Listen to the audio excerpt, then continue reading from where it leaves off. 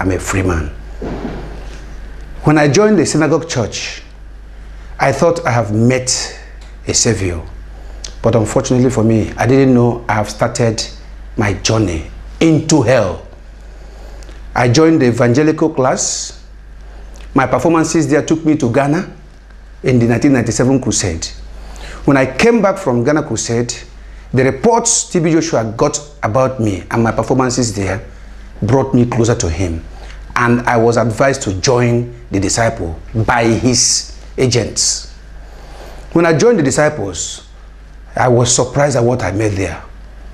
It was a concentration camp, but there is no power, no force as strong as brainwash.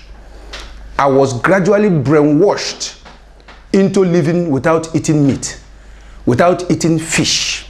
I was gradually introduced into humiliating people. I was gradually introduced. In fact, imagine such instances like a lady is being accused of committing fornication, which were all lies. And the lady was brought out before all the disciples, naked, and pepper was grinded and mixed with water and inserted into her vagina. She almost went mad.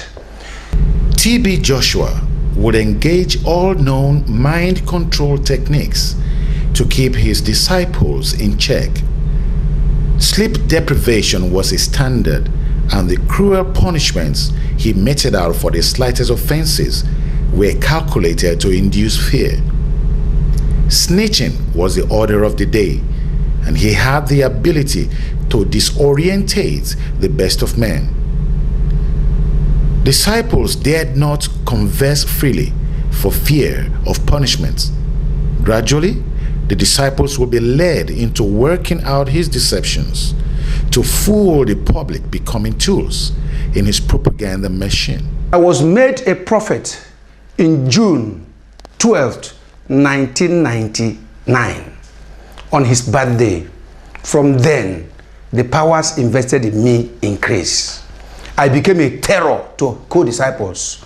People run away from me because I will do whatever he asked me to do. Any disciple he asked me to slap, I will slap. We were being caned with koboko, with cow tail regularly. Without all our bags were filled with scars. So this is what we continued. We aided him. People were being tortured to some extent that you cannot talk, suffering and smiling. Before the congregation, you will be smiling, but at the back of the congregation, because you cannot say anything, you have been brainwashed to believe that T.B Joshua is the Lord. That even if you offend him in this world, you will still meet him in heaven.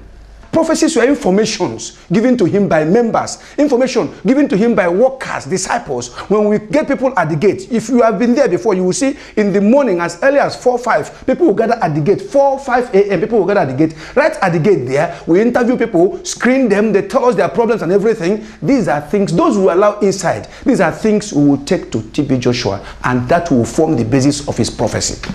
Sometimes we will gather people and ask them to write their problems. They will write their problems and we'll carry it to the old site, to one of his prayer grounds, and keep it there for him.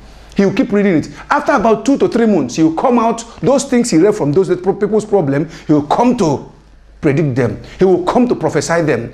People from overseas, the same thing.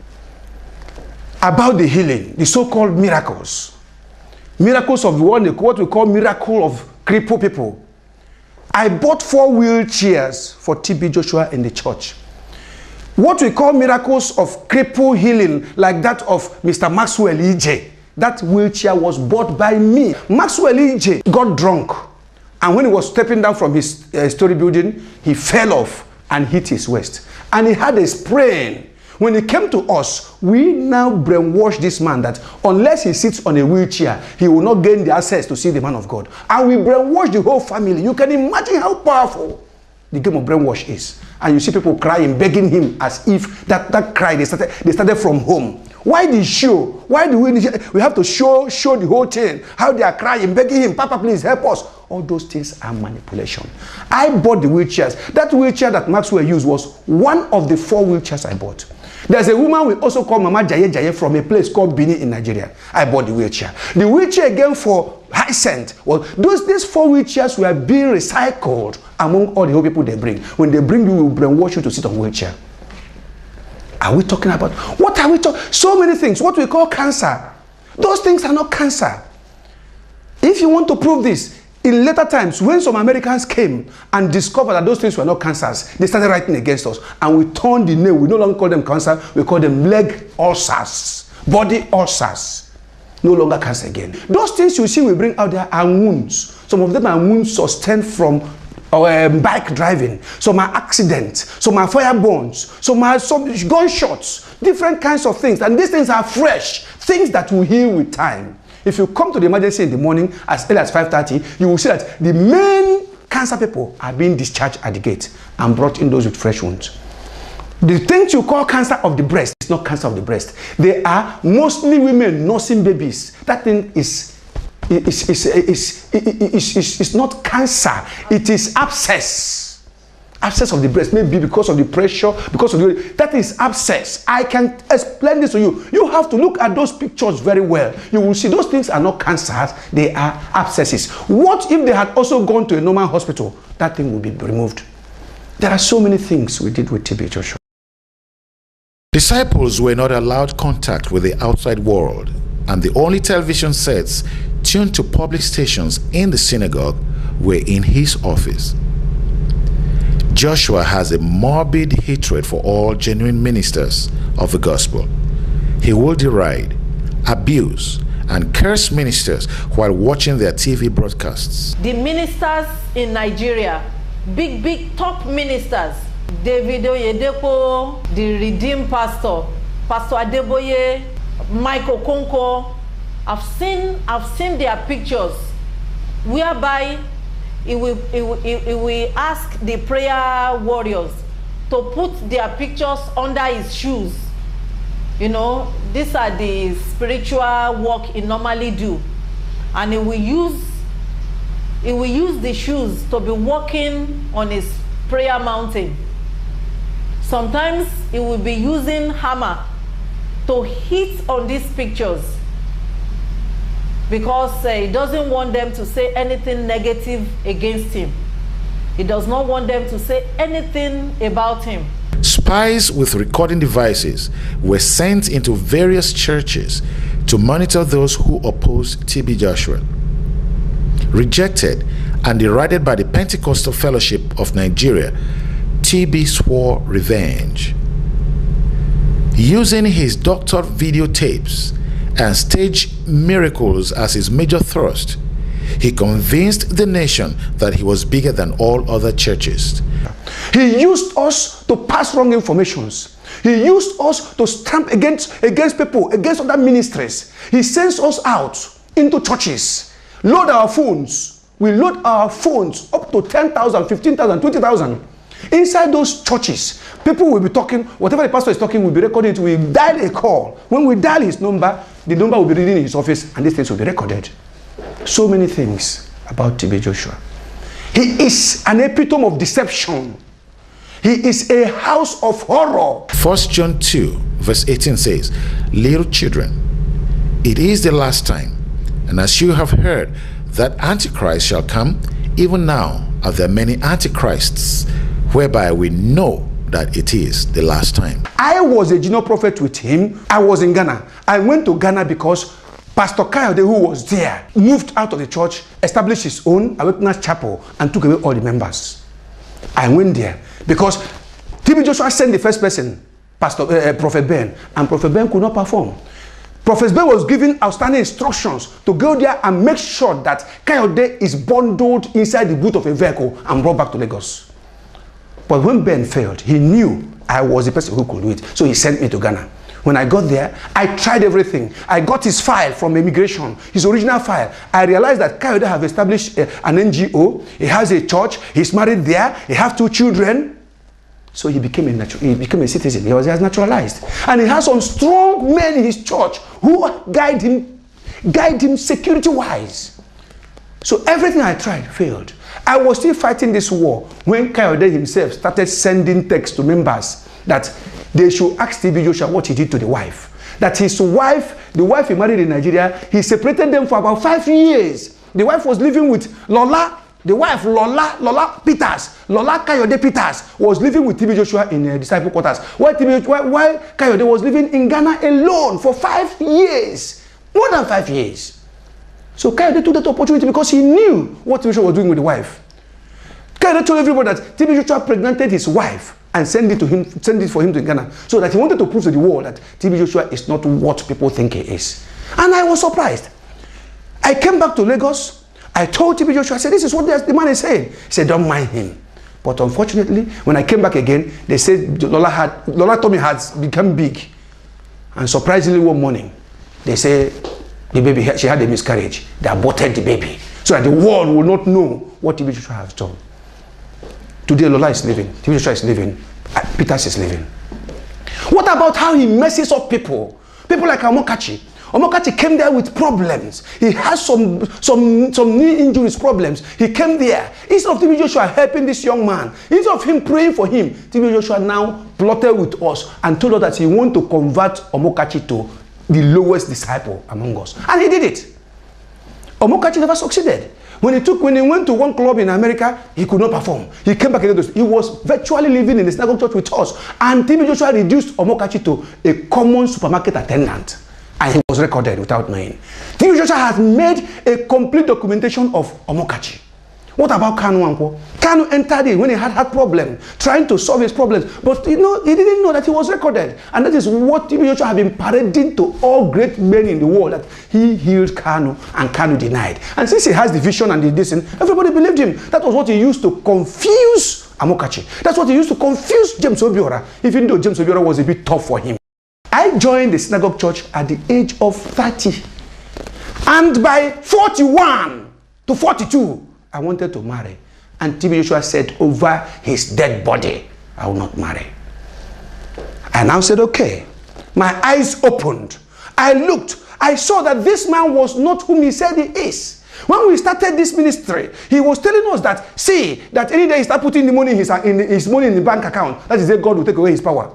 Any day you start driving a big car, that's the God will take away. But I came back from Ghana one day to meet 4 jeeps.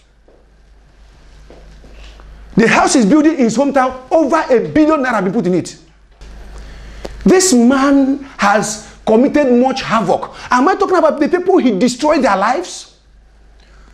He tells people, when people come there with problems, we cancel them, especially the HIV, serious sicknesses. They should not take drugs. They should keep blessing water in the name of the God of T.B Joshua. And people did that. And I'm telling you, they died in their thousands.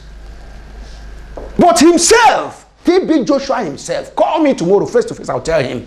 He takes drug. He sends our canteen woman, Mama Mike. She will go to a cotton market and buy herbs from herbalists. And we cook for him. He pours it. Mrs. Igodu will buy it. They will prepare it for him and put it in the fridge. He will be drinking it. What a deceitful life. People who have toothache in the church, he will tell them, no, bless water, and don't take any drug, don't go to the hospital. But we have extracted the teeth of more than 50 disciples in the hospital. If any problem, you go to hospital. But members are dying daily. He has caused much harm to this country. He has caused much harm to the whole world. What about those that come in? After he has finished them up, he will send them to their countries and they will die. Is it the people we say we are healing? The Igbo people? The same drug, you will see they display their drugs in their present. Those drugs are not being thrown away. We pack them in. We look at them. If it is not much, we will search for them in Nigeria or the equivalents. We will mix them and put into the fruit juice they will be taken. If they spend 1 week in synagogue church, when they go back before the next 2 days, the problem will start. And when they call to tell us the attack has started again, we tell them it is their sin. They should confess. One of T.B Joshua's greatest coups against Nigerian Christianity was the capture of a popular young tele-evangelist called Chris Oyakhilome. The disciples recall all details of how T.B Joshua plotted, lured, and enticed the minister, fooling him completely.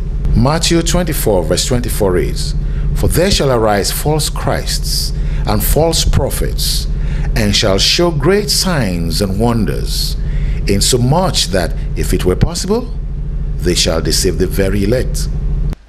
What about manipulations? What about creating confusion in the Christendom? The case of Chris Oyakhilome was a sample case. He gradually tripped to Yakilome to come and visit him. He first put up a call to Yakilome. He put up a call to Yakilome after seeing Yakilome on television. Yakilome picked the call, answered it, and thinking it's a good gesture, promised to come and visit T.B Joshua first. And when he came, we organized all our journalists, we put camera everywhere, we recorded Yakilome even up to the last step he made. We want to use it to send the message across to the Nigerian Christian world. We want to send it to PFN. We want to send it to Khan so that they will know if T.B Joshua is a demon, why then should people like Chris, whom they recognize, be his friend? T.B Joshua courted the Nigerian press and has many hungry news reporters on his payroll. A lot of the reported benevolence is highly exaggerated, and the press was often used as a tool for reverse psychology, printing crazy stories to lure people and buy sympathy for the synagogue. T.B Joshua's freakery became so effective that many of the Nigerian elites have become ensnared. From governors to high-level police officers, T.B has a following that is outstanding. Presidents of nations, multi-millionaires, and many international figures are among the list of his victims. James 4:4, ye adulterers and adulteresses, know ye not that the friendship of the world is enmity with God? Whosoever therefore will be a friend of the world is the enemy of God. Second time again, we invited him when we were having what they call the blood of Jesus. That was the time they brought in one man, Dutchman, Mr. Westerhoff. The man on wheelchair, because of the multiple sclerosis he had. Not that this man cannot walk. This man could walk, but he could not walk and stand for a long time. He could walk, but he could not walk for a long time. So that is why he decided to choose to sit on a wheelchair. And this man was never healed. He was still like that. What he walked in the church, and as if he was jumping, was exactly what he did before the first time he came to us. That was the man we used to showcase Yakilome. When Chris came, that was the man we showcased. If you watch the video, you will see it was Chris and T.B Joshua. T.B Joshua indirectly discipled Chris, because what happened was what he used to do. If we are praying, T.B Joshua will stand by us and believing to be giving us, strengthening us with power. So that was what he did to Chris. So this was what he packaged and gave to his journalists to send to the world. In conclusion, how did an illiterate half-wit pull off such a grand deception? And I went back to Ghana.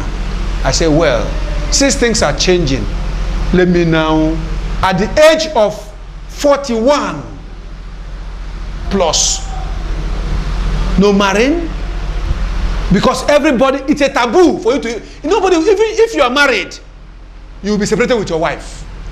If you are lucky, if you want to sleep with your wife, he is the person who will tell you when to sleep with your wife. He will tell those in disciples who are married and their wives are living at home and while they are in the quarters, he will tell them when to have sex with their wives, either once or twice in a year, and he will give them pass to go and sleep with their wife and come back the following morning. So if you try that without his permission, you are in trouble. That is tantamount to rebellion. You are rebellious. Even you will not. Where will you see your wife to sleep with? Where will you have chance? Nobody is free at a time. Everybody is monitoring everybody. So you have no 1 minute to hide. So things changed. If you go to synagogue church as I'm talking now, you will see women there, you see ladies there who joined him at the age of 15, 13, 14. He disvirgin all of them. He has been sleeping with all of them. They are now 35, 40. Some of them are 35 and 38. Some are 31. They are not yet married. They are just there for his luxury. He sleeps with them, does anything he likes with them till today. So when I got back to Ghana, I said, no, I need to marry. I met with a young lady I wanted to marry. She was a journalist that worked with GTV, and she was a journalist. She's a reporter, and she worked also with Savi, the United Nations body. So I met her. We talked and we agreed. The father was the father of the girl was the regional minister of Volta region. A very wealthy family and good girl, educated girl. I saw her and I prayed. I said, okay, I better go home and tell T.B Joshua that I've seen somebody I want to marry. When the girl agreed, I came back to Lagos. I told T.B Joshua that I want to marry heaven was let loose. Immediately, somebody else was sent to go and replace me in Ghana. While I was